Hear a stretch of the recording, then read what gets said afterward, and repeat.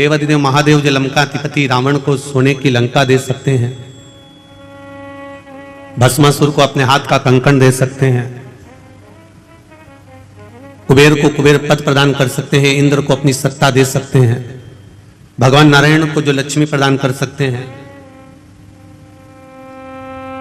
भगवान राम के लिए स्वयं समुद्र के किनारे रामेश्वर के रूप में विराजमान हो सकते हैं, जो भगवान कृष्ण के लिए नागेश्वर और सोमनाथ के रूप में विराजमान हो सकते हैं,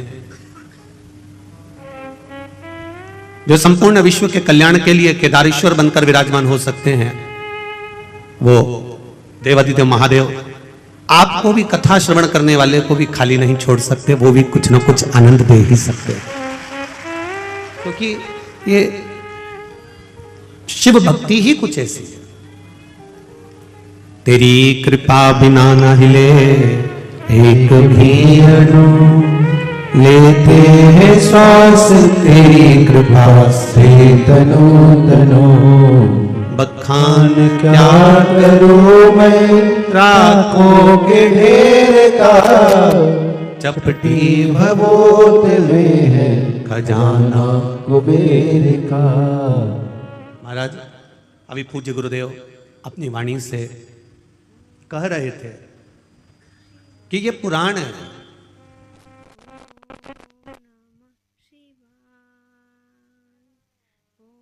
और मतलब होता है पुराना लेखा जोखा,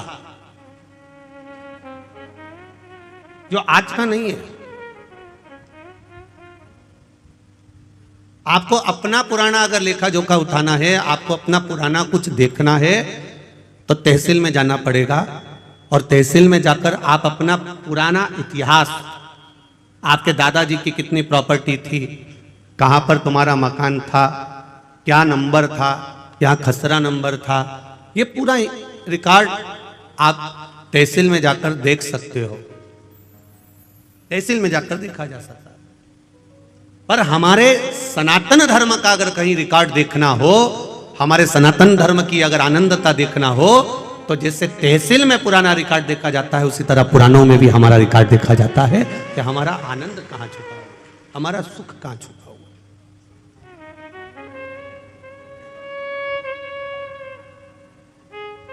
शिव भक्ति सारी समस्या का हल, एक लोटा जल। आप शंकर के द्वार जा रहे हो, शिव के द्वार पर पहुंच रहे हो, शंकर भगवान को एक लोटा जल समर्पित कर रहे हो, एक बेलपत्र अगर आप देवाधिदेव महादेव को चढ़, सहजता है मेरे देवाधिदेव महादेव को तुम्हारी दौलत, तुम्हारी संपदा, तुम्हारा वैभव, तुम्हारा धन, उससे कोई मतलब नहीं।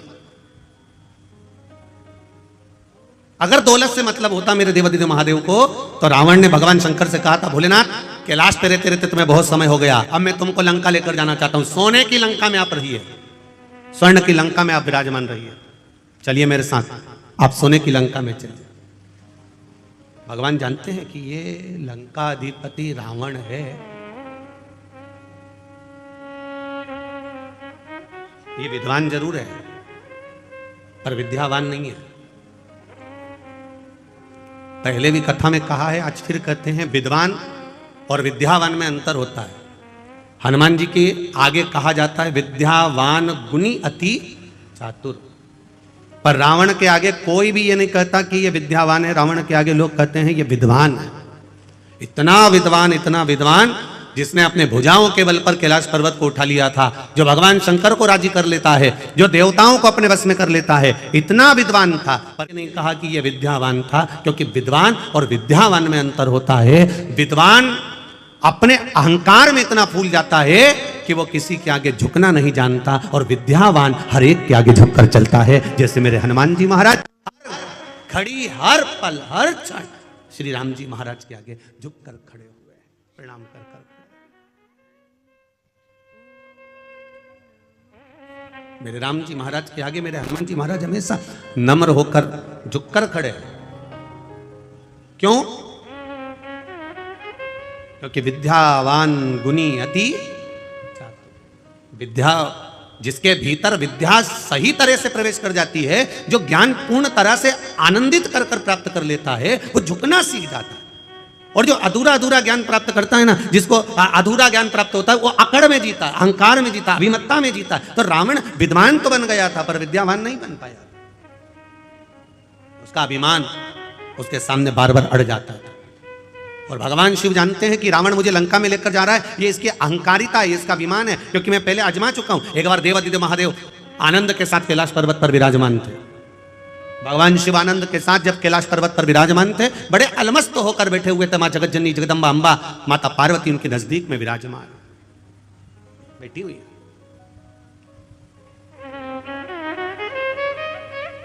विशर्वा बाबा के पुत्र कुबेर भी हैं और विशर्वा बाबा के पुत्र लंकाधिपति रावण भी हैं।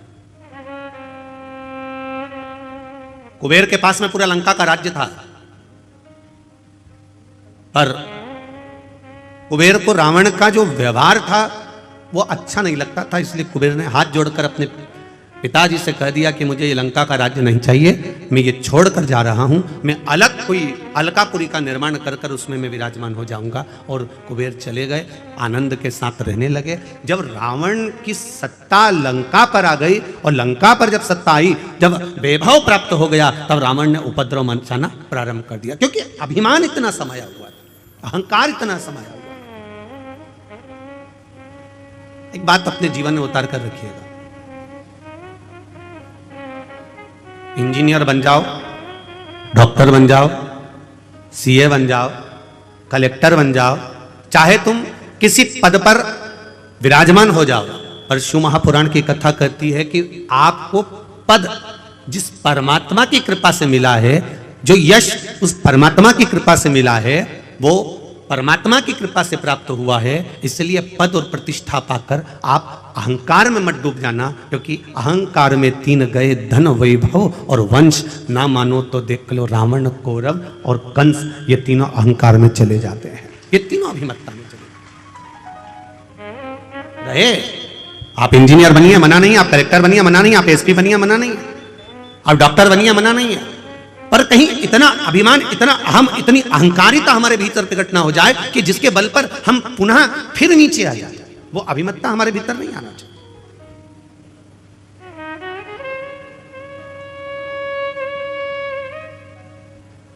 और जिस दिन हमारे भीतर वो अभिमत्ता प्रकट हो जाती है, उस दिन भगवान से दूर हो जाते हैं, हम परमात्मा से दूर। जब अभिमत्ता चली जाती है, फिर हम परमात्मा के करीब में आ जाते हैं, वापिस पुनः भगवान के पास। शिव कथा कर रही है, लंकाधिपति रावण को मालूम पड़ा, कुबेर जी को मालूम पड़ा कि लंकाधिपति रावण ने उपद्रव मचाया है, और ऐसा उपद्रव मचाया है कि पूरी तरफ हाहाकार मच गया। संतों को कष्ट देना, ब्राह्मणों को कष्ट देना, साधुओं को कष्ट देना, सन्यासियों को कष्ट देना, तपस्वियों को कष्ट देना, ये रावण ने देवताओं को कष्ट देना प्रारंभ कर दिया। तब कुबेर को मालूम पड़ा, तो कुबेर ये विचार करे, मैं अपने भाई को समझाऊं तो मैं ना जाऊं, किसी दूसरे को भेज दिया। करना चाहिए। परिवार यदि टूट रहा है, राष्ट्र यदि बिखर रहा है, अभी परम पूज्य गुरुदेव ने कहा कि राष्ट्र को आपको और हमको संभालना पड़ेगा। ये पूज्य गुरुदेव अभी कहे, कोई दूसरा नहीं संभालेगा, आपको स्वयं संभालना है, आपको स्वयं निभाना।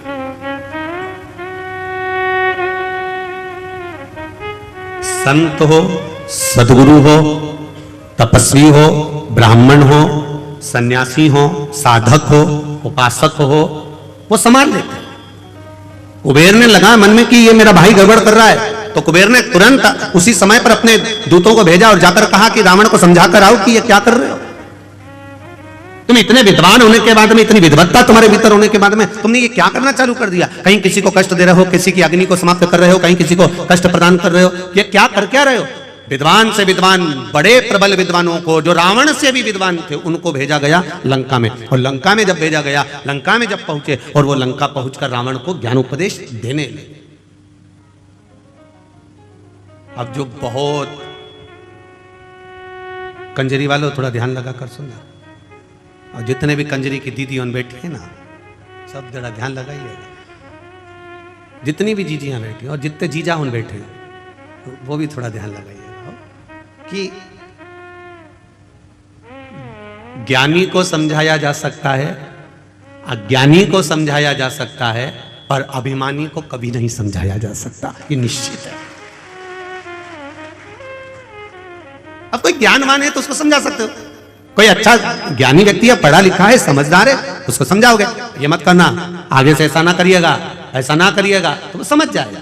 कोई अज्ञानी है, एक बार नहीं समझेगा, 2 बार में समझेगा। अज्ञानी है तो वो मुंह भी नहीं चलाएगा। हो इन्हें कह दिया मेरे को नहीं करना, नहीं करना तो उठ के चला गया। अज्ञानी है, उसमें अज्ञानता है, वो नहीं समझ सकता।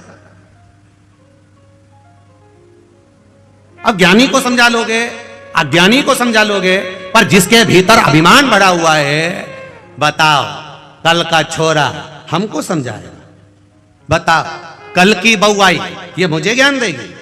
कई कई सास उनके देती है कल की आई है और मुझे बदलना चाहती है, कल की आई। मतलब इसके भीतर ये अभिमान भरा हुआ है, अहंकार भरा हुआ है, और ये अभिमान जब तक भरा हुआ है तब तक ये सुधर नहीं सकता। इसलिए ज्ञानी को समझाया जा सकता है, अज्ञानी को समझाया जा सकता है, पर जिसके भीतर अभिमान भरा है उसको समझा सकोगे तो जम के जरा समझा पाओगे? नहीं समझा सकते। आप कितना ही प्रयास करें समझा नहीं समझ सकते। सास कह रही है गुड़ को गर्म कर उसमें तिल्ली भूंज के डाल दे, लड्डू बन जाएगा, पर बहू नहीं, मैं तो गुड़ को फोड़ूंगी, उसमें कच्ची तिल्ली बिना सीखी डाल दूंगी और ऐसे ऐसे गोल गोल करके लड्डू बना दूंगी, हो गई संक्रांति, लड्डू तैयार।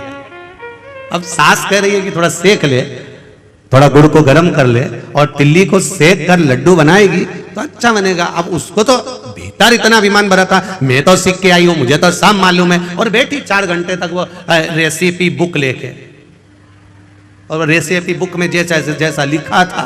और ऐसा जरूरी नहीं है कि कभी कभी रेसिपी बुक भी गड़बड़ कर जाती है। एक नई नवेली बहू आई और सास ने उसको कह दिया बेटा मेरा मन कर रहा है, मेरा मन कर रहा है, तो एक काम कर थोड़ी सी आइसक्रीम बना ले, मेरा मन कर रहा। बहू ने कहा मम्मी तुम भी क्या आइसक्रीम खाना? अब भी बनाती हूं। उसने तुरंत अटैची में से रेसिपी बुक निकाली, 2 किलो दूध धीमी आंच पे रखो, गैस चालू करो, फिर धीरे धीरे उसको हिलाओ। अब वो हिलाते हिलाते उसमें बेकिंग पाउडर डालो, और क्या क्या डलता है तुम्हें मालूम होगा, इलायची का पाउडर डालो, फिर धीरे धीरे उसका पूरा रेसिपी बुक तैयार करें। अब बुक वो तैयार करा, और तैयार करने के बाद में फिर उसने पढ़ा 1 घंटा फ्रिज में रखो। अब ये गई और कर आई जो जैसा जैसा लिखा था।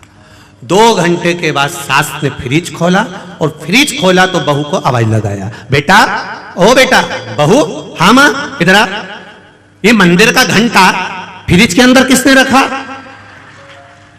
बहू तुरंत पल्लू लेके बोली मां मैंने रखा है। क्यों? बुक में लिखा था 1 घंटा फ्रिज में रखो, इसमें लिखा 1 घंटा फ्रिज। सास ने बुक को लिया और माथा से ठोका, अरे वो पगली, वो बुक में लिखा था जो तूने गोल बनाया था उसको 1 घंटा फ्रिज में रखना था, तू मंदिर का घंटा लाके फ्रिज में रख दिया। अब बताओ वो आइसक्रीम तैयार हो, वो आइसक्रीम बनेगी। तो ज्ञानी को समझा सकते हो, बोलो बोलो आगे बोलो, अज्ञानी को समझा सकते हो, पर बहुत बढ़िया एकदम तन्न होकर अब अभिमानी को नहीं समझा सकते कि साहब ये रेसिपी ऐसी बनेगी। तुम समझा, उसको समझाना मुश्किल,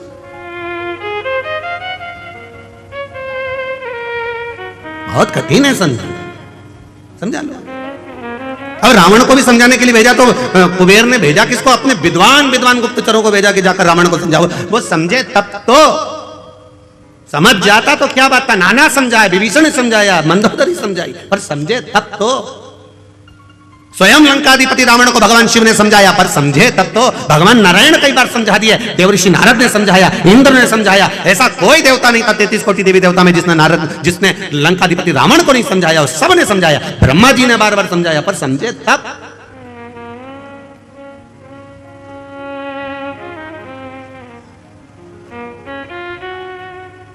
समझ में तो आए इसको। अब कुबेर जी ने भेज दिए अपने साथियों को और सारे गुप्तचरों को बोला और बोलकर कहा जाकर मेरे भाई को समझाना, ज्ञान देना, समझाना, मेरे को मालूम है वो रावण समझ जाएगा। इसमें से एक बहुत विद्वान गुप्तचर था, उस गुप्तचर ने तुरंत कुबेर जी को कह दिया, आप कह रहे हो आपका भाई है, समझ जाएगा, मैं जानता हूं समझ जाएगा। तो उसमें से एक गुप्तचर बोला, हम भी आपके घर का अन्न खाए हैं, हमें मालूम है वो नहीं समझ पाएगा। कुबेर जी ने कहा ऐसा नहीं हो सकता, तुम जाओ समझाओ उसको, ज्ञान दो। ठीक है, चले जाते। बहुत मिलेंगे आपको भी। अभी कंजरी में तुम कथा चालू हुई, आज तो पहला दिन है। कई लोग कहेंगे क्या होता है शिव महापुराण की कथा सुनने से, क्या होता है शिव पुराण में जाने से, बहुत ज्ञान देंगे। क्या होता है शंकर जी को एक लोटा जल चढ़ाने से, क्या होता है बेलपत्री चढ़ाने से, क्या होता है राम नाम बोलने से, क्या होता है कृष्ण नाम बोलने से, क्या होता है शिव नाम बोलने से, क्या होता है श्री शिवाय नमस्तुभ्यम बोलने से, क्या होता है नमः शिवाय बोलने से, क्या होता है ओम नमः शिवाय बोलने से। कहीं कहीं बोलेंगे, कहे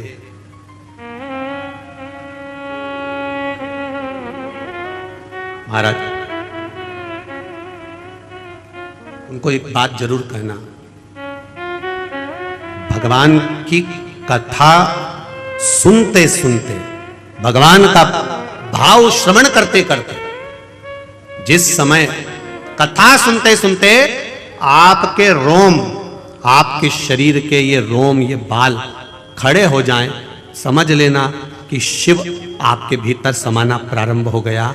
अगर कथा सुनते सुनते आपके रोम उमंग से भर जाएं, कथा सुनते सुनते आपके ये बाल, आपके ये रोम खड़े हो जाएं, तो समझ लेना कि तुम्हारी दुख की घड़ी में शिव खड़ा होना प्रारंभ हो गया। ये कथा तत्व है, ये रस तत्व है, ये कोई सहजता नहीं।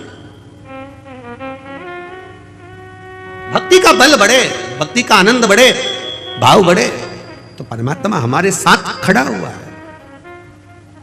मैंने तेरे ही भरोसे, ओ बाबा तेरे ही भरोसे, हवा बिच उड़ती जावांगे, बाबा डोर है तो छठे नाम घटी जावांगी, भोले मैं तेरी पतन, शंभो मैं तेरी पतन, हवा बिच उड़ती जावांगी, बाबा डोर है तो छठे नाम घटी जावांगी। समझाया उसको जाए जिसके भीतर अभिमान ना। ज्ञानी होगा समझ जाएगा, ज्ञानी होगा आज नहीं समझा कल समझ जाएगा, पर अभिमानी होगा इसको कितना भी समझाया जाए ये कभी नहीं समझ सकता। कंजरी वालों पर कितनी कृपा राघव जी की हुई है, कितनी कृपा राम जी की हुई है। माघ महीना, गुप्त नवरात्रे और मां जगत जननी पावागढ़ वाली की कृपा की टेकरी के नीचे ये शिव महापुराण की कथा। विचार करिए जरा। और आने वाले भक्तों को कितनी कृपा मां जगत जननी पावागढ़ वाली मां भद्रकाली ने कृपा करी होगी, जरा विचार करना कि उसने कंजरी में कथी। आदरणीय गुरु महाराज हमको नहीं मालूम था कि ये गुप्त नवरात्रि में कथा, ये तो मां की कृपा थी और स्मरण में आया कि गुप्त नवरात्रि में शिव महापुराण की कथा, वो भी पावागढ़ वाली माता के इस चरणारविंद में हो रही। कितना दुगना तिगना लाभ, संतों का दर्शन हो रहा है, राम जी का आनंद प्रसाद, महाप्रसाद भी रखा। जो आए हुए भक्त हैं, जो रुकने वाले भक्त हैं, उनके लिए जो महाप्रसाद की व्यवस्था रखी। हमने पूज्य गुरुदेव जी से पूछा, संत जी से पूछा कि यहाँ पंडाल के आसपास भोजन भंडारा कहाँ रखा आपने? तो महाराज जी बोले, गुरु जी वो भोजन भंडारा तो राम जी के चरणों में रखा है, राम जी के चरण। मतलब भोजन बनाने वाला भी हलवाई नहीं है, भोजन बनाने वाला भी कोई दूसरा नहीं है। सीता जी रसोई बना रही है, राम जी खुद खड़े होकर बनवा रहे हैं। जरा विचार करिए, कथा कितनी, अभी तक के समय में जितनी कथा हुई है उस कथा में ये कुछ हटकर ही है। जहां गुप्त नवरात्रे में मां पावागढ़ वाली के चरणों में, भद्रकाली माता के चरणों में और राम जी स्वयं रसोड़ा चलाए और ये कथा हो जाए, इससे बढ़कर सुख और क्या चाहिए। और ये कथा करवाने वाला भी कोई दूसरा नहीं, गर्भ में बच्चा था जो दीदी हैं, और गर्भित बालक को और उनकी माता को दोनों को कोरोना का क्रम, और डॉक्टर कह रहे हैं कि बड़ा मुश्किल है, परंतु उनके इंडिया से, भारत से जो उनके रिश्तेदार थे, उसने कह दिया तू एक काम कर, विदेश में भी श्री शिवाय नमस्तुभ्यं बोल, शिव की कथा सुन, हो सकता है बच जाए। और बाबा की कृपा से वो बालक बाबा की करुणा से आनंद पाया। और साथ में एक बहन और जिसके पति को भी तकलीफ हो गई और बाबा ने उसको साध लिया। दोनों बहनों ने मिलकर बड़े आनंद के साथ यीशु महापुराण की कथा करे। बड़ा आनंद है, ये कोई साधारण नहीं है। समझाओ, मेरा आपसे भी निवेदन है, जो बहू तुमसे समझ जाए उसको समझा लो, जिसको समझा सकते हो उसे समझाओ। जो अभिमान में फूल गया उसको समझाने की जरूरत नहीं है, क्योंकि तुम उसे समझा सकते ही नहीं हो, चाहे कितना ही प्रयास करो, कितना प्रयास करोगे, हो ही नहीं सकता।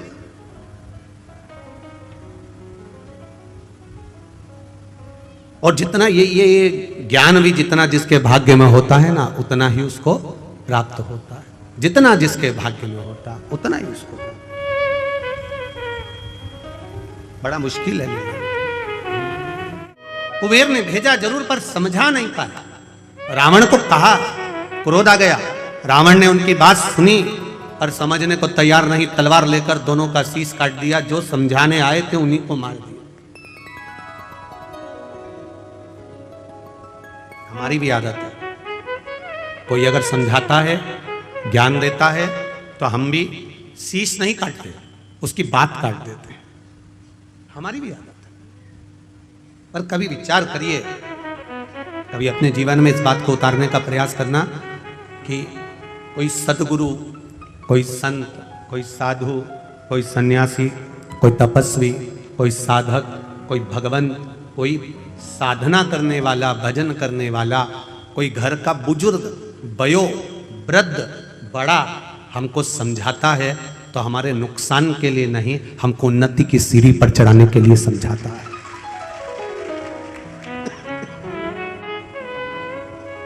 हमें उन्नति की सीढ़ी पर चढ़ाने के लिए समझा रहा है। अगर वो ज्ञान दे रहा है तो हमको उन्नति की ओर बढ़ाने के लिए ज्ञान दे रहा है।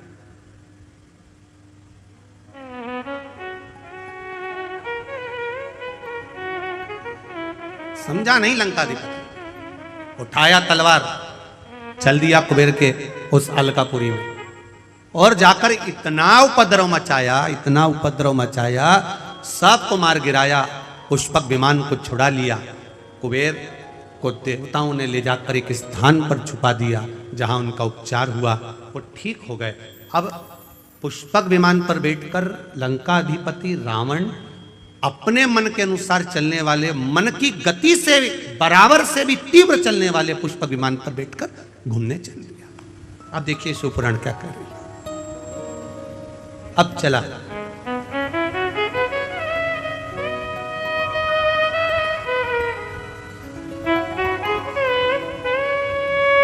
अच्छा ऐसा नहीं है, पुष्पक विमान पर जब वो बैठा, पुष्पक विमान पर जब वो विराजमान हुआ, पुष्पक विमान पर जब वो बैठा, तो कुबेर का सिंहासन था, कुबेर की गादी थी। उस गादी पर बैठने के बाद उसकी बुद्धि थोड़ी सी कहीं ना कहीं विचलित हुई, कहीं ना कहीं उसमें विचलितता आई।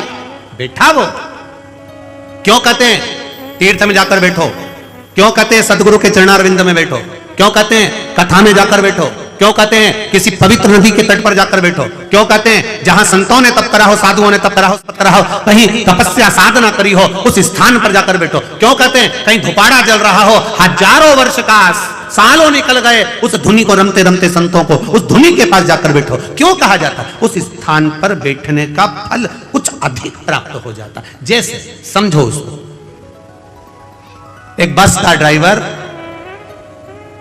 चाय पीने चला गया। काय का ड्राइवर, बोलो बोलो जम के बोलो जरा, अच्छा और जम के बोलो। बस का ड्राइवर गया क्या पीने? चाय पीने। और कोई व्यक्ति उस ड्राइवर की सीट पर जाकर बैठ गया और उसने स्टीयरिंग पकड़कर यूं यूं हिला रहा था। इतने में तुम वहां पहुंच गए। अब तुम्हें थोड़ी ना मालूम कि ये बस का ड्राइवर नहीं है। तुमने कहा क्यों साहब, ये बस कहां जा रही है? ड्राइवर साहब, और ड्राइवर साहब, क्या ये बस कंजरी जा रही है क्या? ए ड्राइवर साहब, अब वो ड्राइवर जो स्टीयरिंग पकड़ा था वो, और जैसा वो दूल्हा नहीं होता शादी वाला कितना करता है, बस वैसा वो बस का ड्राइवर एकदम अकड़ गया। देखो मेरे को बस भी चलाना नहीं आती, केवल ड्राइवर की सीट पर बैठा और लोग कह रहे हैं क्यों ड्राइवर साहब बस कहां जा रही है, कंजरी जा रही क्या, पावागढ़ जा रही क्या? मतलब उसकी वैल्यू कितनी हो गई केवल सीट पर बैठने से। अब वो विचार कर रहा है कि सीट दूसरे की है, बस दूसरे की है, मैं तो केवल सीट पर थोड़ी देर बैठा हूँ, चाय पीने गया, उतनी देर में मेरी इतनी इज्जत हो गई, अगर मैं बस चलाना सीख जाता तो मेरी कितनी इज्जत हो जाती। उसी तरह हमारा शास्त्र का है, उसी तरह हमारा शास्त्र का है। जब हम जरा सी देर किसी मंदिर में जाकर बैठते हैं तो लोग कहने लगते हैं क्यों पंडित जी कैसे हो? अब केवल तिलक लगाया, केवल मंदिर में बैठा, केवल मंदिर में, तुम कथा में जाकर बैठ जाओ, अभी तुम जाते जाते लोग कह देंगे श्री शिवाय नमस्तुभ्यम, जय सीताराम जी की, आवाज पकड़ रहा है भाई, जय सीताराम जी की, श्री शिवाय नमस्तुभ्यम, तुरंत कहने लगे, तुरंत। फिर कोई से बात होगी तो कह देंगे साहब वो तो भगवान की कथा में रमी रहती है, उसको तो कथा इतनी अच्छी लगती है कि कहीं पर भी हो ना वो दौड़ के चली जाए। तो कोई कहेगा वो तो संतन हो गई रे, भगवान तो हो गई, वो तो सन्यासन हो गई, वो तो साधु हो गई। अब पद बड़ा कि नहीं बड़ा, भले तुम कथा सुनने आए, भले तुम आए, वो होता ना, वो कहे ना, एक व्यक्ति बार बार घड़ी देख रहा था, बार बार घड़ी देख रहा था, तो एक गुरुजी ने पूछ लिया कि तू घड़ी देख रहा है, तेरी घड़ी में क्या समय हो रहा है? 7:30 बज रही है। गुरुजी बोले बताओ मेरी घड़ी में तो 8 बज रही है और तेरी घड़ी में 7:30 बज रही है। तेरी घड़ी किससे मिली है? गुरुजी मैंने रेडियो से मिलाई है। अच्छा, मां से मिली है। अब फिर उन्होंने दूसरे से पूछा तेरी घड़ी में देख 9 बज रही है, तूने किससे मिली, कहां से मिली? कहीं नहीं, ससुराल से मिली।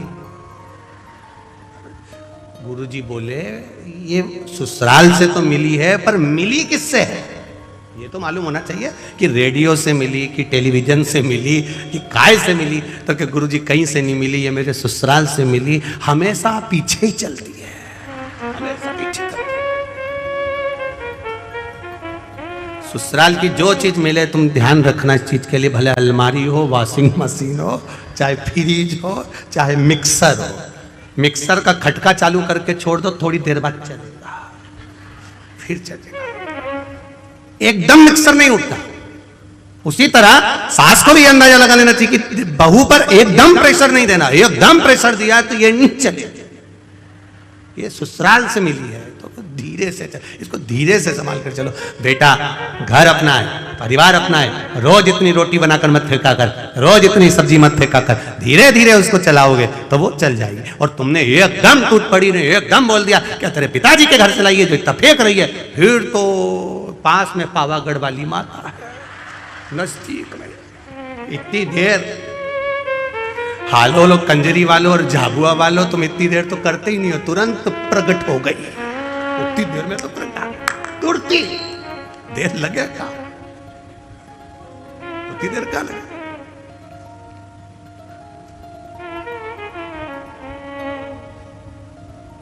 महाराज फिर कुछ नहीं, अम्बे तू है जय हो पावागढ़ वाली, हालोल कंजरी वाली, हम सब उतार गए। शिव कथा कर रही है। लंकाधिपति रावण गादी पर जब बैठा, थोड़ी देर जब विराजमान हुआ, उस समय पर जो कुबेर का सिंहासन था, उस समय पर रावण की बुद्धि थोड़ी बदली। किसी धुपाड़े के पास नहीं, धोनी रम रही हो उसके पास में, संतों के पास में, गुरुजन के पास में, मंदिर में, सत्संग में, प्रवचन में, तीर्थ में, सरयू मैया के तट पर, गंगा मैया के तट पर, यमुना मैया के तट पर, नर्मदा मैया के तट पर, कहीं तीर्थ स्थान पर, अच्छी जगह पर, जहां संत साधु सन्यासी तपस्वी साधक उपासक जहां तप करे हो, उस जगह पर जाकर हम थोड़ी देर बैठते हैं तो ये पक्का है। जैसे चाय पीने ड्राइवर चले गए और उसकी जगह पर बैठ गए तो लोग ड्राइवर कहने लगते हैं, उसी तरह हम जाकर बैठते हैं तो भगवान भी अपना समझने लगता है कि ये मेरा है, ये मेरा अपना है। उसको लगता है ये बैठ गया है, अब सही जगह पर जाकर बैठा है, अच्छी जगह पर बैठा है, ये मेरा होता गया है, ये मेरा हो गया।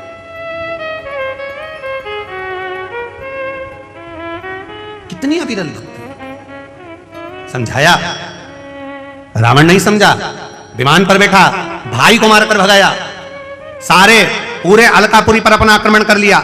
और जब पुष्पक विमान में बैठकर चला और विमान में बैठकर मन की गति से तेज चलने वाला वो विमान एक जगह पर जाकर धीमा हो जाता है, एक जगह पर जाकर स्लो हो जाता है। जब गाड़ी एक जगह पर कहीं स्पीड ब्रेकर आ गया और वहां स्लो हो गई, तब समझ में आया कि मेरा विमान यहां धीमा क्यों हुआ, यहां धीमा क्यों हुआ। तो क्या देखता है लंकाधिपति रावण कि नीचे एक बड़ा साला, बहुत बड़ा सारा एक नंदी, बहुत विशाल नंदी नीचे घूम रहा है और उस नंदी के ऊपर से, मात्र नंदी के ऊपर से वो पुष्पक विमान निकलकर जा रहा है और पुष्पक विमान की गति धीमी हो गई।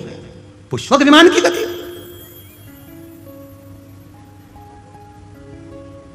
रावण के साथ में जितने लोग बैठे थे उस पुष्पक विमान में, सब रावण से कहने लगे, महाराज ये तो मन की गति से तेज दौड़ने वाला पुष्पक विमान है, फिर आगे कैसे हो गया, ये स्लो कैसे हो गया, इसकी स्पीड कम क्यों हो गई, इसकी गति कम क्यों हो गई।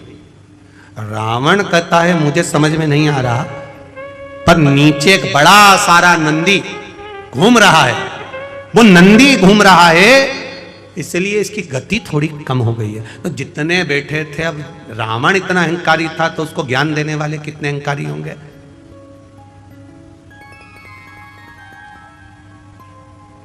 चाय गर्म होती है कि केटली गर्म होती है।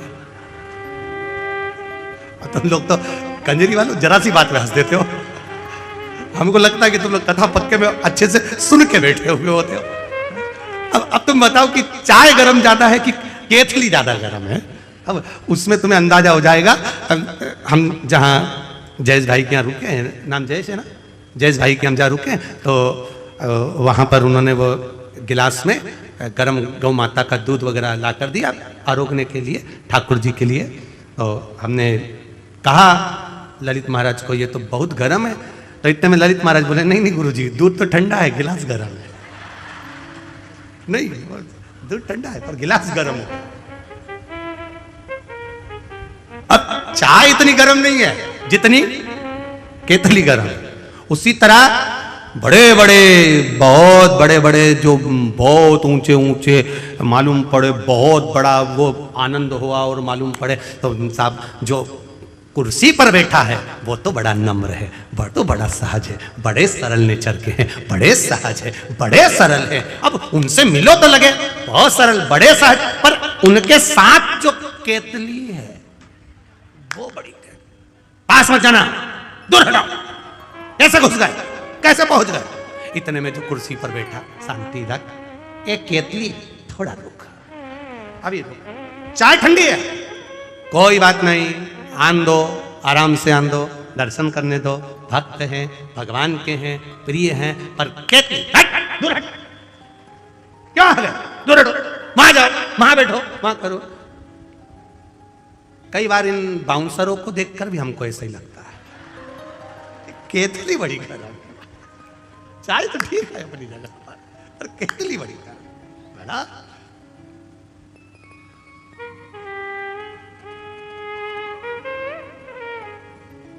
अभी हम आ रहे थे महाराज जी, तो आते आते अयोध्या वाले महाराज जी आए हैं, बहुत सटीक रहना। आके मालूम पड़ा तो महाराज जी तो ऐसे नम्र, ऐसे सरल, हम भी समझ गए कि केतली गरम थी, चाय।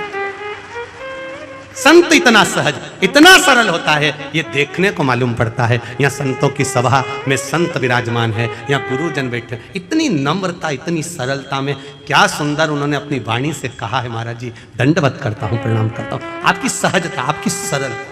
और एक थोड़े से प्रवचन में राष्ट्र उत्थान की भी बात कह देना, थोड़े से प्रवचन में आपके कल्याण की भी बात कह देना, थोड़े से प्रवचन में कर देना।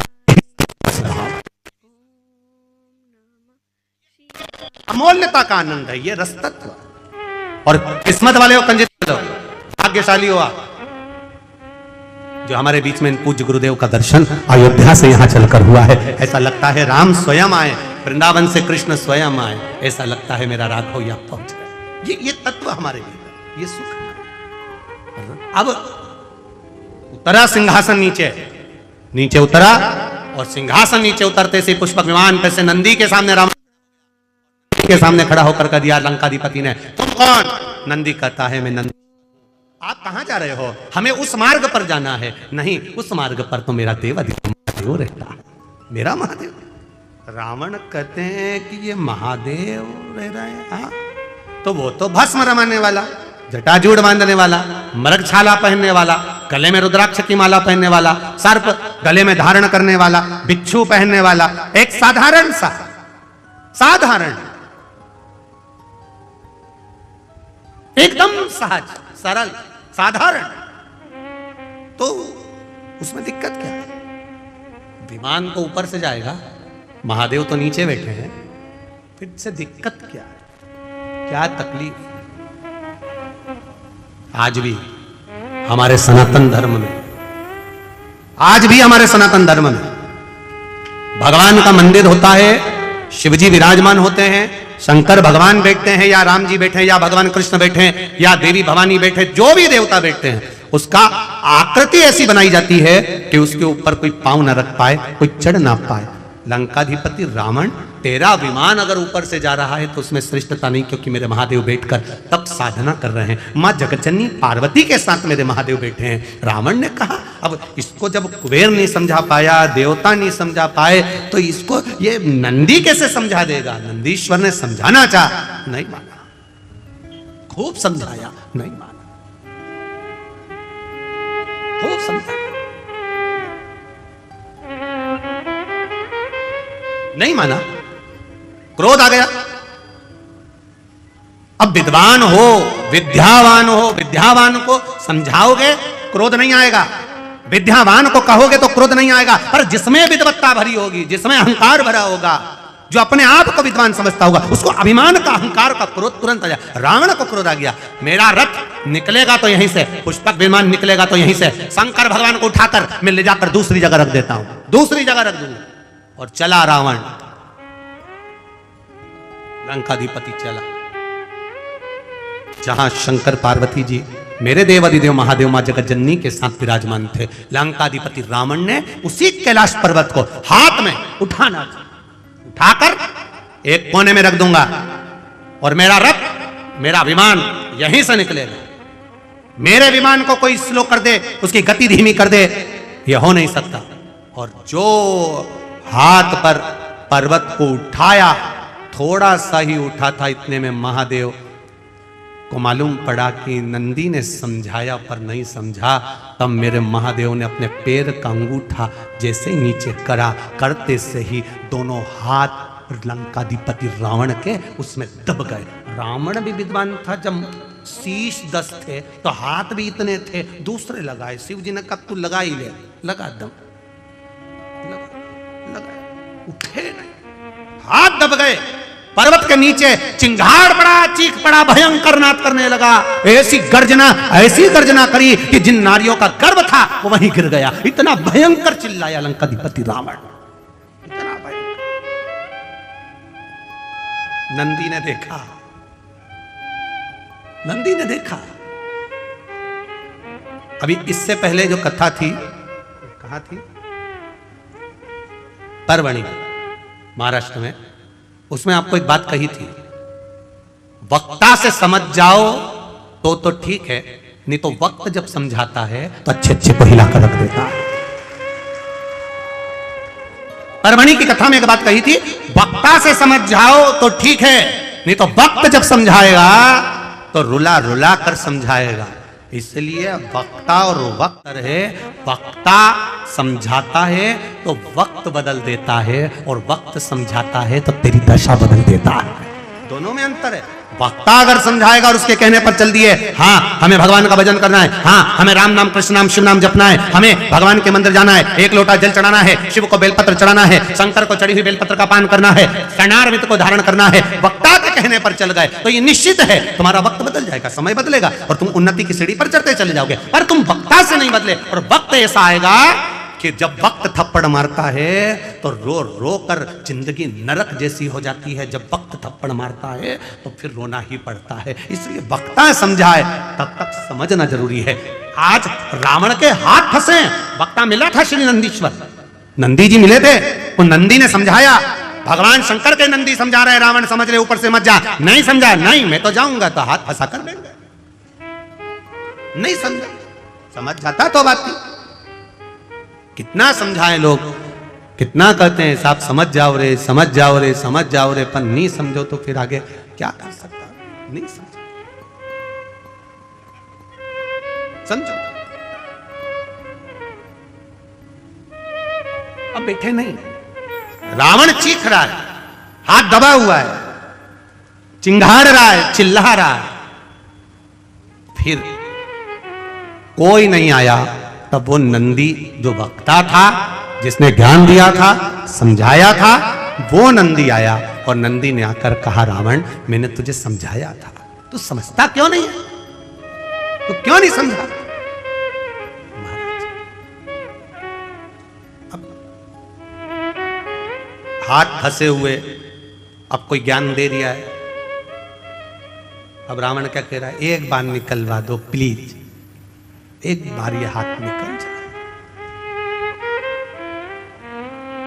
अब रावण मुख से कह रहा है मैं तुम्हारे हाथ जोड़ता हूं, हाथ जोड़ता हूं। ये उसी में का हाल है जो भगवान कृष्ण ने, एक गोपी रोज निंदा करती थी भगवान कृष्ण की, खूब जाकर चुगली करती मैया यशोदा जी से खूब। तो यशोदा जी के सामने गई तो इतने में गोपी ने कह दिया, यशोदा जी ने भी कह दिया जिस दिन तू पकड़ कर बताएगी मैं मान जाऊंगी। तो सखी ने भी कह दिया मैं नहीं पकड़ के बताऊं तो मेरा नाम गोपी नहीं। इतने में भगवान कृष्ण ने भी आकर कह दिया पकड़ के बता दे अब। और ऊपर छीका टंगा था, नीचे मनसुका लगा था, श्री रामा, मधुसूदन, दाऊ, ऊपर कन्हैया, मटकी टूटने वाली थी, नीचे जो मनसुका लगा था उसको छींक आ रही थी। अब हाथ थे घुटने पर, एक के ऊपर एक चढ़े थे, हाथ खुला होता तो नाक दबा लेता तो छींक बंद हो जाती, पर हाथ भी ऐसे तो नीचे से यूं यूं मचल रहा, और ऊपर कन्हैया चढ़े थे और मटकी टूटने वाली थी, इतनी देर में नीचे से छींक दिए, जो छींके सब नीचे टपक गए। अब पूरे ग्वाल वालों में कन्हैया सबसे छोटे थे, क्योंकि इनकी उम्र वालों को तो सबको पूतना ने मार दिया था, जितने भी स्तनपान करने वाले थे सबको मार दिया था, कन्हैया सबसे छोटे थे, बाकी के सबकी उम्र बड़ी थी। अब जब चोरी करने जाते थे माखन की तो कन्हैया को तो इनको टोकना पड़ता था, उठाना पड़ता था। जैसे पहले इनको किसी के यहाँ जाना है तो इनको पहले दो अंदर जाओ, फिर इनको खिड़की में रखो, फिर अंदर वाले इनको नीचे उतारें, फिर बाकी के अंदर जाएं, तो सबसे छोटे थे। अब ये सांप और सबसे छोटे को ऊपर चढ़ाया जाता जिससे वजन नहीं लगे, और चढ़ गए और जो गिरे नीचे। अब उस समय कन्हैया को बोलना भी नहीं आता था इतना। अब सब भाग के यमुना जी के घाट पर पहुंच गए। अब यमुना जी के घाट पर पहुंचे, इतने में कन्हैया ने उसी समय पर पूछ लिया कौन चीता। अब बोलना तो आ नहीं जाता, थोड़ी तोतरी तोतरी भाषा थी, कौन छीका की जगह बोला कौन चीता। हो जाता है कभी कभी वाणी का थोड़ा थोड़ा सा वो हो जाता है। एक वो कहते ना थानेदार जो था, एक पुलिस वाले ने रात को किसी को रोड पे रोक लिया, आधी रात का समय, क्या है तेरे बैग में, बताते हैं, क्या है तेरे बैग में, बताते हैं ना, अरे तो बैग में क्या है, बताते हैं ना।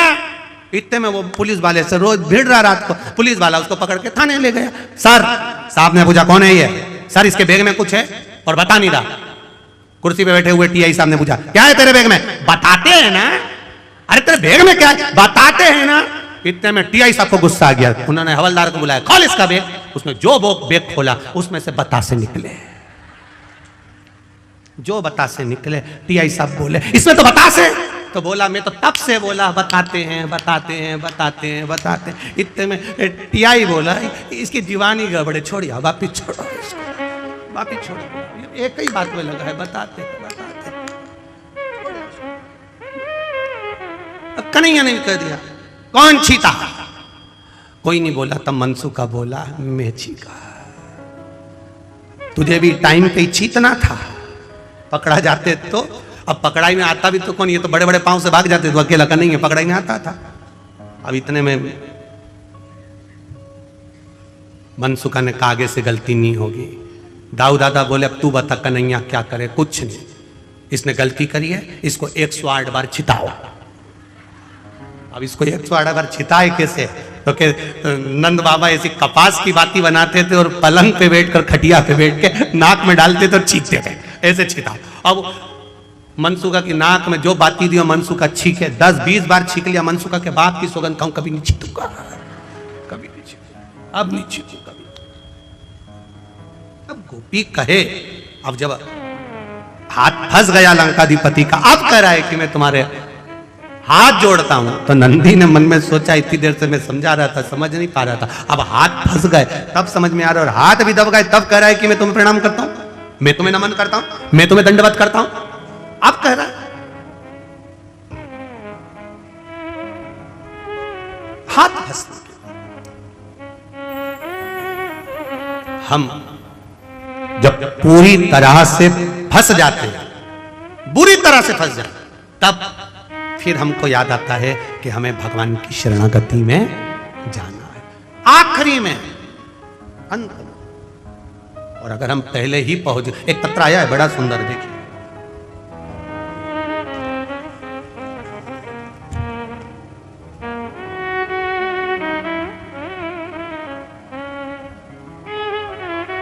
मेरा नाम नयन पंचाल है,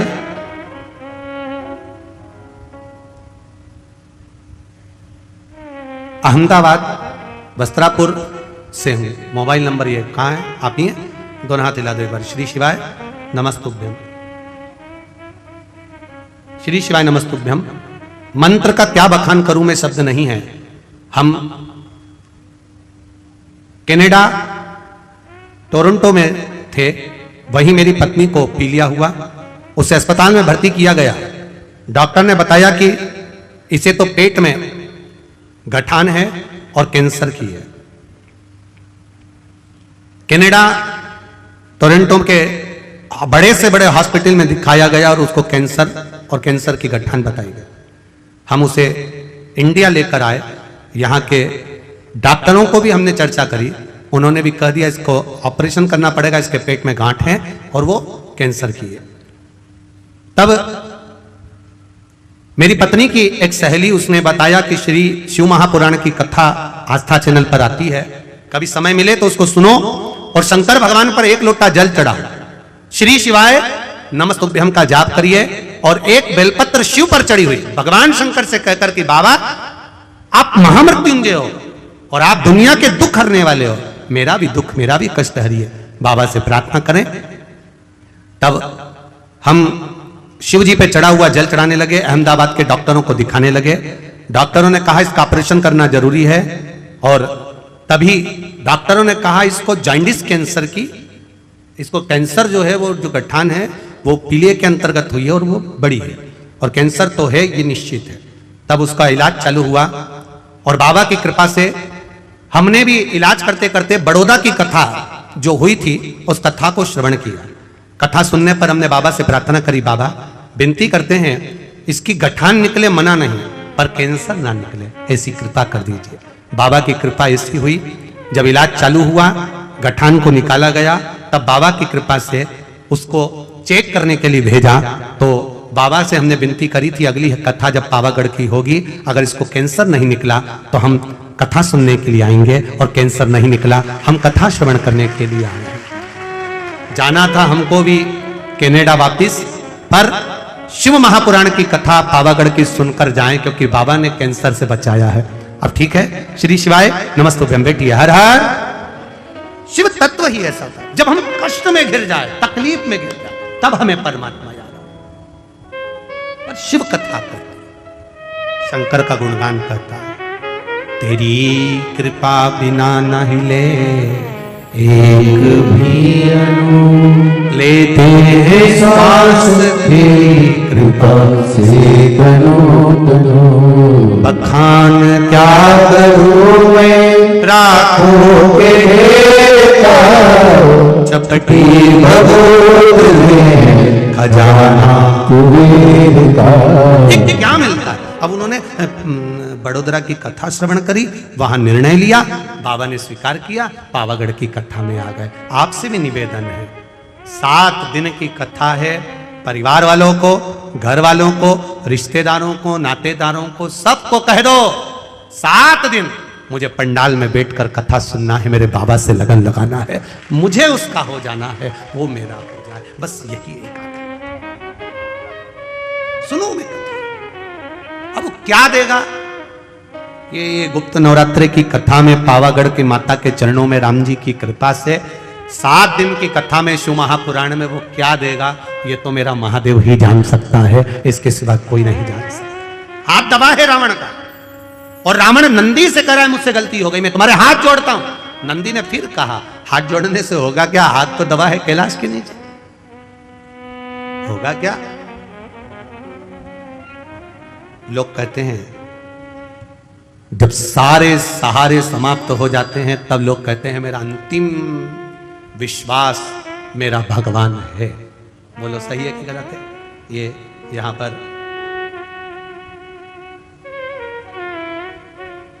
राहुल कुमार जी बैठे हुए हैं। राहुल जी का और जयंती भाई, संजय कुमार जयंती भाई जी। तो जब महाराज जी इन्हीं के स्वास्थ्य में गड़बड़ हो गया था, संजय जी के भयंकर कोरोना, भयंकर तकलीफ, हॉस्पिटल, डॉक्टर ने भी जवाब दे दिया। जब इनकी धर्म पत्नी की आंख में जल भर गया कि अब कुछ भी नहीं बचा, तब महादेव उसे प्रार्थना करी, टीवी के सामने बैठकर शिव महापुराण की कथा सुनते सुनते कहा तेरी कथा में करवाऊंगी, बस इनको अच्छा कर दे। ये शिव है।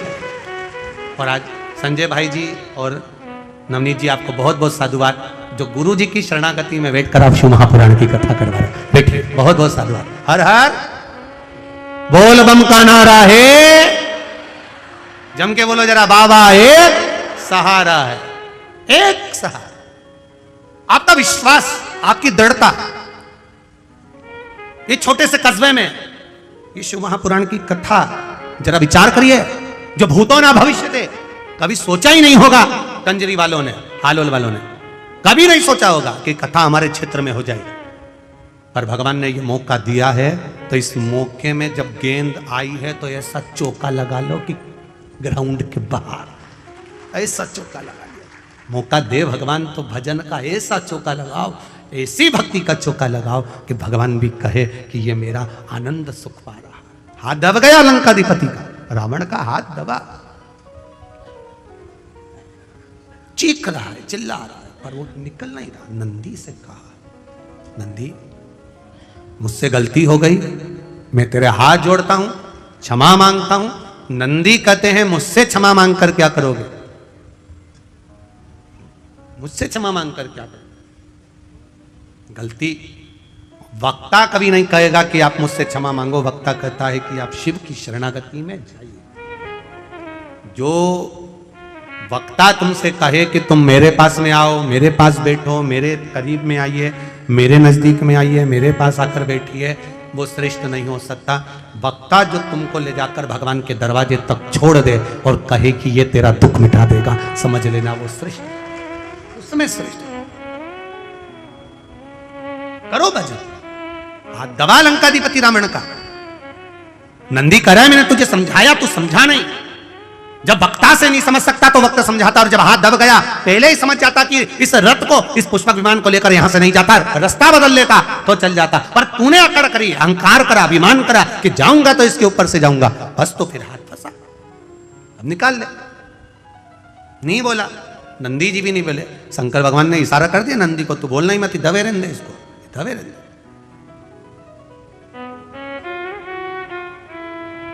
अब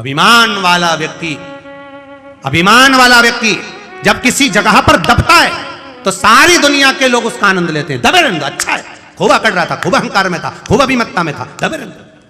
महादेव उस समय पर नंदीश्वर से कहा, तू रुक, इसका अभिमान तोड़ना जरूरी है।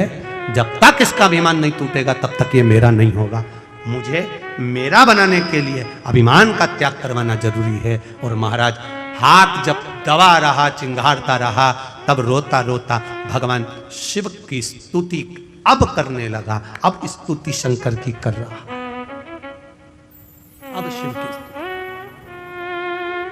शीश पे गंगा है, गले में रुद्राक्ष माला है, शेषनाग सर्प तुम्हारे कालिया गले में पड़ा हुआ है। हे शिव करुणा करिए, हम तो आपके हैं, हम जान नहीं सकते, हमसे गलती हो गई, क्षमा कर दो। तब देवाधिदेव महादेव ने पांव के अंगूठे को ऊपर करा। तब रावण का हाथ बाहर निकला। निकलते से रावण बाहर निकलते से शंकर जी से बोला, तुम्हें क्या चाहिए? अब बताओ,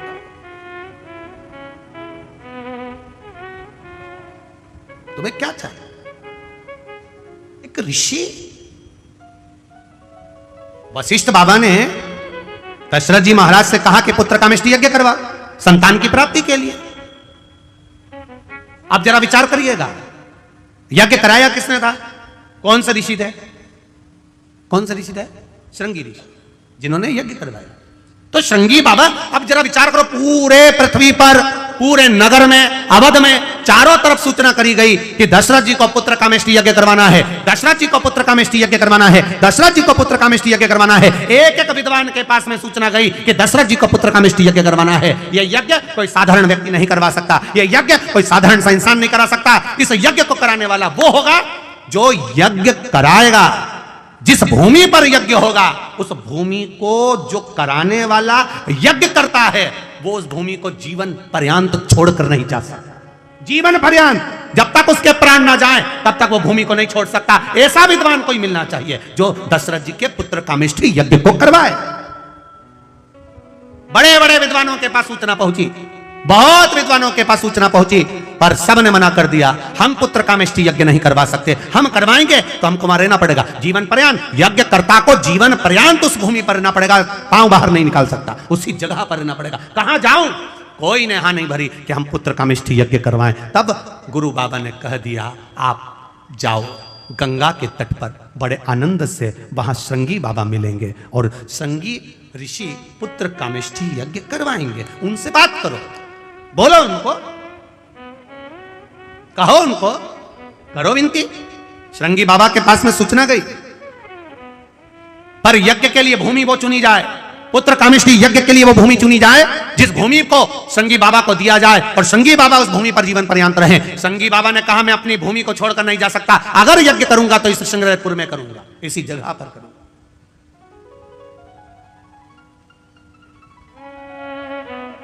जहां अयोध्या की आखिरी सीमा है, अवध की आखिरी सीमा, अवध की आखिरी सीमा, उस अवध की आखिरी सीमा जहां है वहां पर बैठकर श्रृंगी बाबा पुत्र कामेष्टि यज्ञ करवाते हैं। तो दशरथ जी ने श्रृंगी बाबा से एक प्रश्न कर लिया, गुरुदेव मैंने इस यज्ञ के बारे में सुना है, जो यज्ञ कराएगा वो यहीं पर रह जाएगा, यज्ञ कर्ता को यहां रहना पड़ेगा, बाहर नहीं निकल सकता, एक पांव बाहर नहीं कर सकता। जितनी भूमि पर यज्ञ होगा वो भूमि उसकी हो जाएगी और वहीं उसको रहना पड़ेगा, उसी जगह पर। पहले ये नियम था सनातन धर्म में, आजकल तो वो नियम समाप्त हो गया। पहले जिस भूमि पर यज्ञ होता था वो भूमि यज्ञकर्ता की हो जाती थी, पहले ऐसा नियम था। उस भूमि पर जहां यज्ञ हो रहा है वो भूमि उसकी। अब वो नियम चला गया, समाप्त हो गया। ऋषि श्रृंगी बाबा ने कहा, अगर मेरे यज्ञ करवाने से, अगर मेरे यज्ञ करवाने से वैकुंठ अधिपति नारायण पृथ्वी पर आ जाए तो इससे बढ़कर खुशी क्या होगी मेरे लिए, इससे बढ़कर आनंद क्या होगा, क्या आनंद होगा। अगर ये शिव महापुराण की कथा सुनकर 50 लोगों में से अगर 10 का भी अगर आनंद हो जाए और 10 का भी जीवन सवर जाए तो उससे बढ़कर शिव महापुराण की कोई दक्षिणा नहीं हो सकती, कोई आनंद नहीं हो सकता। संवर जा।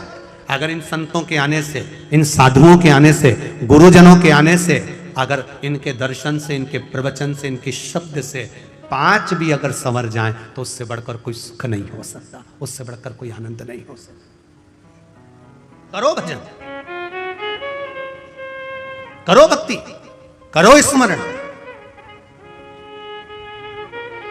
दूसरा प्रश्न फिर दशरथ जी ने करा श्रृंगी बाबा से, गुरुदेव आप यज्ञ करा रहे हो, आप यज्ञ करता हो, इस यज्ञ को करने में कितना समय लग जाएगा, इस यज्ञ का समय कितना है?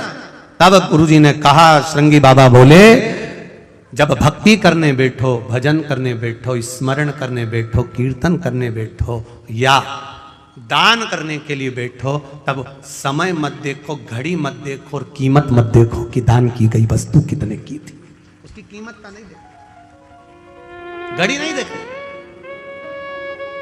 समय नहीं देखना।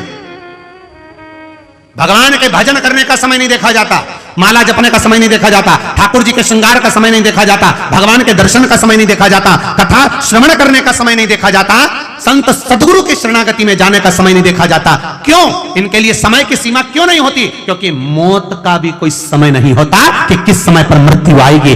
अगर आपने घड़ी देख ली कथा सुनने के समय पर, आपने घड़ी देख ली दान करते समय पर, आपने घड़ी देख ली मंदिर जाते समय पर, आपने घड़ी देख ली दर्शन करते समय पर, तो मृत्यु के समय पर भी आप क्या घड़ी देखोगे? नहीं, अभी 8:45 बजा है, नहीं मरूंगी, चाहे कुछ भी हो जाए, घड़ी नहीं हो जाएगा जब यहां से कुछ भी ना पास होगा, 2 गज कफन का टुकड़ा तेरा निवास होगा। जाएगा कौन सा? कौन?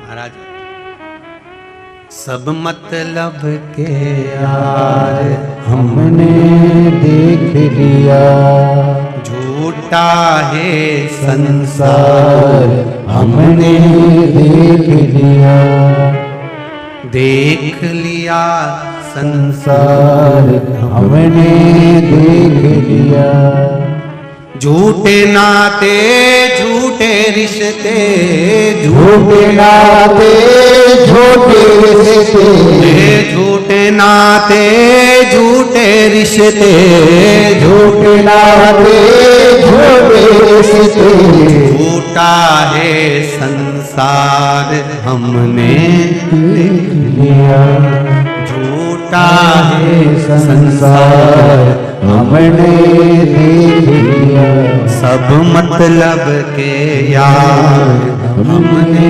देख लिया। बस एक है, वो मेरे परमात्मा की शरणागति, केवल एक।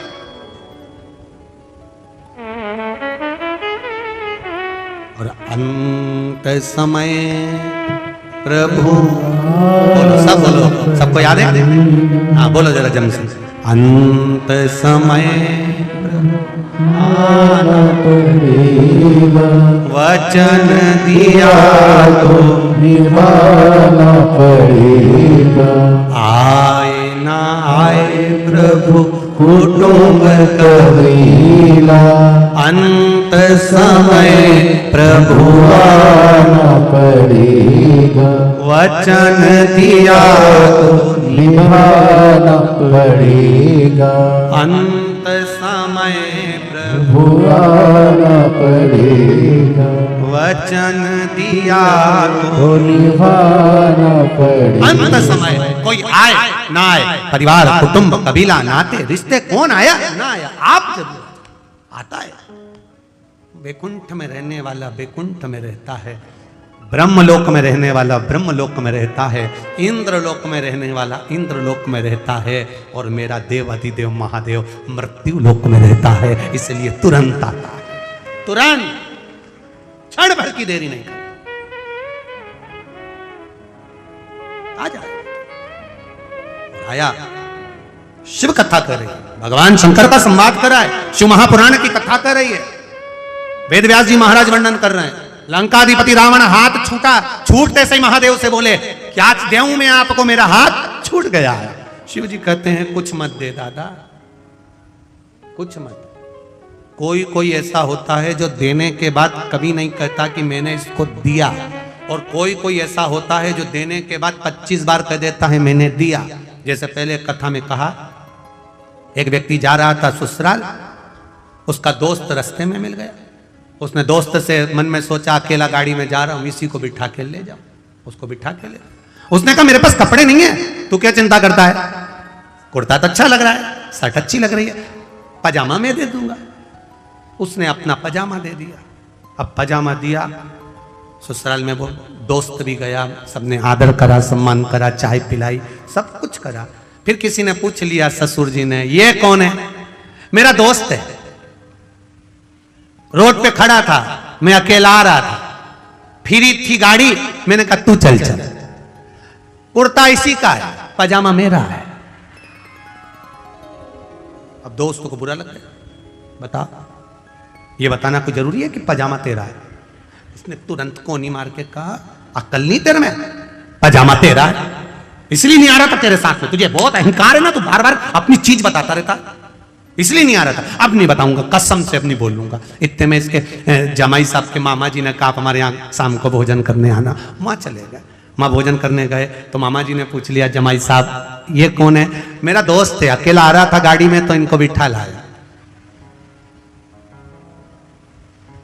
कुर्ता भी इनका है, पजामा भी इनका है। अब तो उसको और तेज मिर्ची लगी, अब और क्रोध में आ गया। इसने फिर कोनी मार के कहा, अकल नहीं है तेरे में?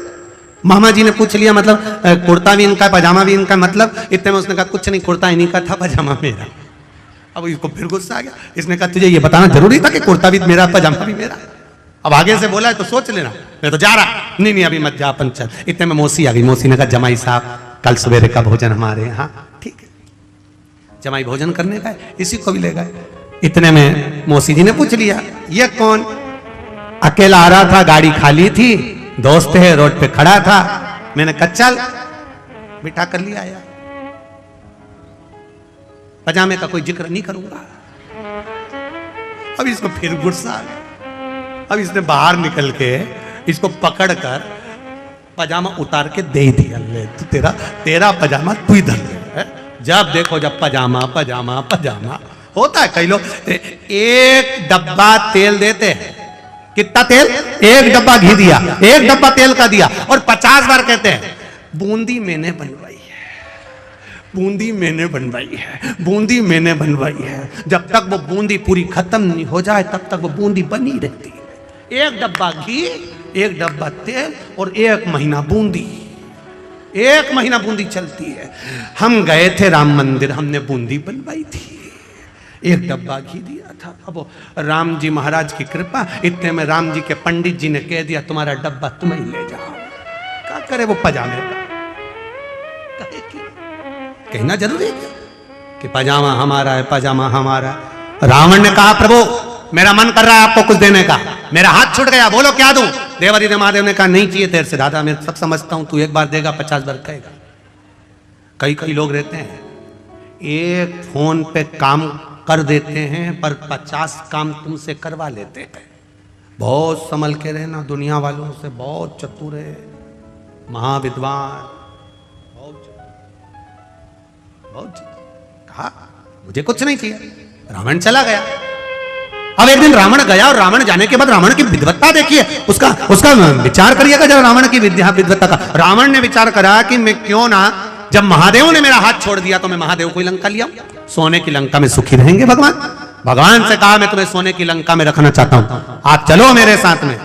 भगवान शंकर ने मन में सोचा इसके यहां जाना और आफत मोल ले, नहीं जाऊंगा, चाहे कुछ भी हो जाए इसके यहां तो नहीं जाऊंगा।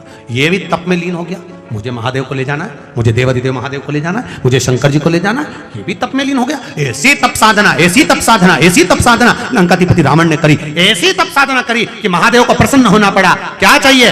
आपको लंका लेकर जाना है। शंकर भगवान ने अपना शिवलिंग प्रकट करा, लेकर चल, और सुन ले रावण, जहां तूने भूमि पर रख दिया उठने वाला नहीं। मानना तो वाला ही नहीं था, दे दिया शिवलिंग। रावण लेकर शिवलिंग को चला, चलते चलते बीच में समय आ गया, रावण को संध्या करना थी। इसने सोचा करूं क्या? रावण ने देखा शिवलिंग, शंकर भगवान ने भेज दिया गणेश जी को, बेटा अपने पिता के थोड़े से काम आ जाओ, जरा जाओ। रावण शिवलिंग को नीचे रखने लगे तो तू गोदी में ले लेना। गणेश जी छोटे से बच्चे का रूप रख कर गए, रावण के पास पहुंच गए। रावण बड़े बेचैन दिख रहे हो, क्या लेकर जा रहे हो? शिवलिंग लेकर जा रहा हूं। क्या करना है? मुझे संध्या करना है। संध्या करना है? हाँ, तो शिवलिंग कहां रखूं? बच्चे ने कह दिया मुझे दे जाओ, आके मुझसे ले लेना, आप संभाल लोगे। आओ। रावण ने शिवलिंग गणेश जी के हाथ में दे दिया। रावण संध्या करने चले गए। गणेश जी तो गणेश जी थे, उन्होंने उस शिवलिंग को नीचे ही रख दिया और गणेश जी ने नीचे रखकर जल चढ़ाना प्रारंभ कर दिया। श्री शिवाय नमस्तुभ्यं, श्री शिवाय नमस्तुभ्यं, ओम नमः शिवाय, ओम नमः शिवाय। रावण आए तो उन्होंने देखा ये तो नीचे रख के पूजन कर रहा है। छोरा, क्या बोलते गुजराती में? डीकरा।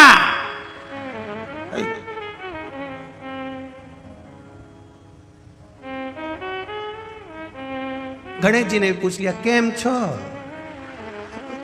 कोई पूछे तो पूछा क्या हुआ, क्या है, कैसे हो, क्या हुआ?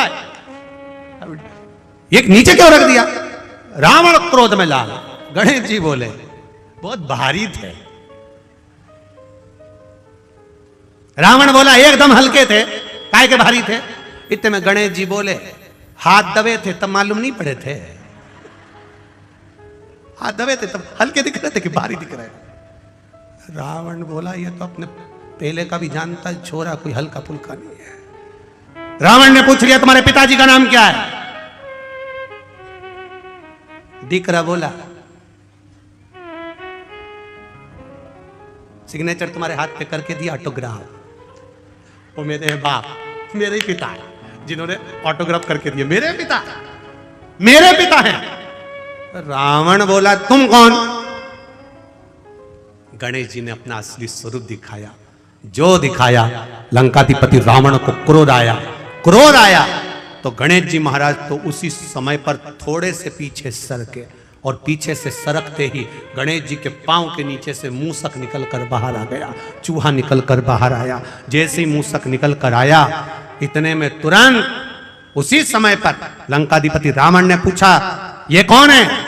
भगवान गणेश जी महाराज ने कहा ये मूसक है जिसके ऊपर बैठकर मैं घूमता हूं, मैं घूमता हूं। तो रावण ने पूछा तुम कहना क्या चाहते हो? गणेश जी महाराज बोले पिताजी नहीं जा सकते तो क्या हुआ, मैं तैयार हूं लंका जाने के लिए, मुझे ले चलो। पर अकेला नहीं जाऊंगा, ये मूसक भी मेरे साथ जाएगा। रावण बोला तेरे हाथ जोड़ूं, पूरी लंका का सोना कतर कतर के खजाओगे। नहीं ले जाऊंगा, ले ही नहीं जाऊंगा, मैं नहीं जा सकता। जो शिवलिंग भूमि पर रखा वो बैद्यनाथ बाबा के नाम से विख्यात हो गया। बोल बैद्यनाथ भगवान की हर हर। आवाज नहीं आई, जरा दमदारी से बोला हर हर। बैद्यनाथ जी के रूप में विराजमान हो गया। आगे जो कथा कही वेदव्यास जी महाराज ने, देवराज नाम का ब्राह्मण जो चोरी का धन लेकर एक मंदिर में पहुंच गया और शिवलिंग की सुंदर शिव पुराण की कथा को सुनकर उसने अपने चित्त को शंकर में रमा लिया, भगवान देवाधिदेव महादेव में रमा लिया। ऐसा देवराज नाम का ब्राह्मण था। प्राण त्यागे, बेलपत्री के वृक्ष के नीचे त्यागे, शिव के धाम चले गया। आगे जो वर्णन आता है, बिंदुक की कथा कही गई। एक बिंदुक नाम का ब्राह्मण चोरी का धन ला रहा था, एक पानी के स्रोत में गिर गया, प्राण छूट। 3 तरह से मरे हुए व्यक्ति को मोक्ष नहीं है। पानी में डूबकर मरा हुआ, स्त्री के हाथ से मरा हुआ, सर्प के डसे से मरा हुआ, 3 तरह से मरा हुआ व्यक्ति को वैकुंठ नहीं मिलता, मोक्ष नहीं मिलता। तब बिंदुक पानी में डूबकर मरा तो विचार आया कि कैसे इसको मुक्ति मिलेगी। तब उसका अंतिम संस्कार तो हुआ पर वो प्रेत योनि में भटकता रहा। क्या करा जाए? चंचुला देवी ने काशी में जाकर शिव महापुराण की कथा को श्रवण किया। श्रवण किया, मुक्ति हुई, शंकर भगवान के धाम में पहुंची। माता पार्वती जी की सहेली चंचुला देवी बन गई। चंचुला देवी जब सहेली बन गई, मौन रहती थी, चुप रहती थी, विचार करती रहती। पार्वती जी ने पूछा तू चुप क्यों रहती है, मौन क्यों रहती है? कहा मेरे पति को मोक्ष नहीं मिला। तो तेरे पति के मोक्ष नहीं हुआ तो शिव महापुराण की कथा करवा जिससे तेरे पति को मोक्ष मिलेगा। किससे करवाऊं? देव ऋषि नारद के पास पहुंची तो नारद जी ने कहा मुझे श्राप लगा है, मैं एक जगह नहीं रह सकता। तुम रुका जी से जाकर निवेदन करा। तब तुम रुका जी ने कहा कथा तो कह दूंगा, मना नहीं, पर जोड़े से यजमान कौन बैठेगा। चंचुला देवी कहती है मैं बेधव्य, मैं विधवा, मेरा बेधव्यता है, मैं यजमान पद कैसे लूं। जानकर देवादिदेव महादेव से प्रार्थना करी, शिव जी ईश्वर जी बने, पार्वती जी गौरा जी बनी,